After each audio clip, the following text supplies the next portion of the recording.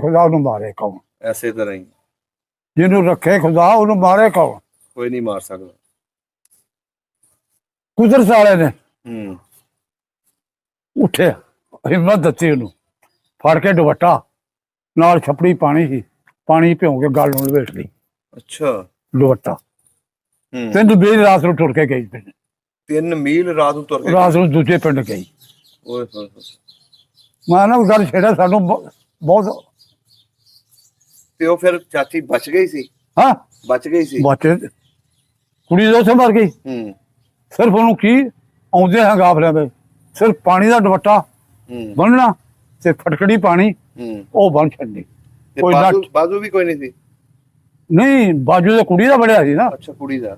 ਜਿਹੜੀ ਗੋਦੀ ਚੁੱਕੜ ਤੇ ਉਹ ਸਿਰਫ ਉਹਦੇ ਗਰਦਨ ਚ ਲੱਗੇ ਚਾਚੀ ਸਾਡੀ ਅੱਛਾ, ਗਰਦਨ 'ਚ ਤਲਵਾਰ ਵੱਜੀ। ਗਰਦਨ ਚ ਸਲਵਾਰ ਵੱਜੀ ਹੂੰ